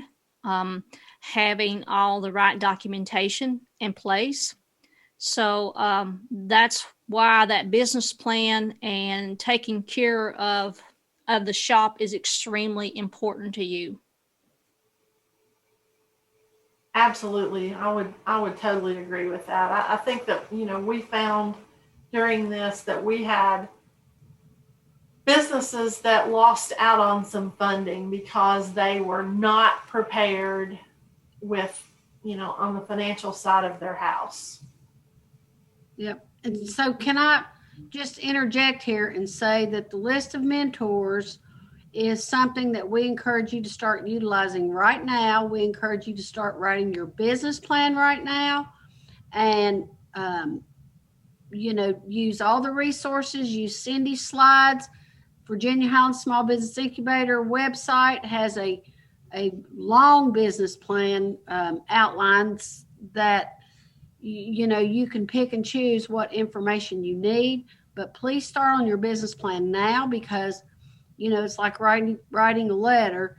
You'll write it and then you have to review it and then you have to edit it. And if you want to win that award, you need to pay close attention to your business plan and get started now. Don't wait until time to turn it in and throw something together, because it's very difficult to put together a good business plan in a short amount of time. So you have 6 weeks, and I think, is it next week that we have the expert panel, folks? Yes. Okay. And so start it now. Even if you go through that outline, what I have done with folks in the past is say, download this outline, just basically answer the questions in the outline, and then, start putting those answers together as you gain information. The expert panel is a CPA, an insurance person, and an attorney. And so next week's class, every question that you can possibly think of that would help your business to grow and expand or start, write those questions down, because that's why those guys are there, is to answer your questions. The other thing that I have seen, to add to Kathy's point, is that, a lot of times people will wait until the last minute to do that business plan. They obviously get to the week where they have to do the pitch first. And so that's what they're worried about first, is the pitch. Listen, you can't do the pitch if you've not done the plan. So I agree with her. Start working on that right now and start reaching out to all of us, because, I don't know what these other people do, but I'm usually like talking to people every week, pushing you along. And I'm sure they are too. Just a plug for next week too, those questions like, do I need insurance? How much liability insurance do I need? That's always a big topic of discussion. What's better for me, a sole proprietor, an S Corp? This is your very unique opportunity for an hour and a half to 2 hours to ask those questions that are going to probably make or break your business as you get going. And it could cost you a ton of money in the long range. So tax questions, come loaded up with your notebook paper with questions is all I can say.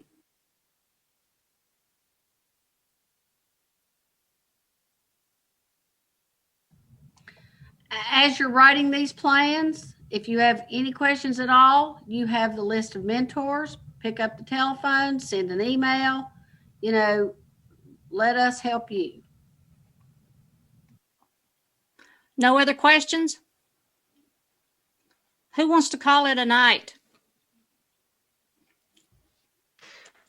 I've got one thing to add. You were talking about when the expert panel would be. That is January 26th. Next Tuesday night. Right. Yeah. I didn't know if you, sorry about that. That's okay. Okay. No other questions. I say we go get the potato chips out and a Coke and enjoy the rest of our evening. Help is here. It's up to you. We can only do so much. So good luck, and I'll see you in a week. Goodbye.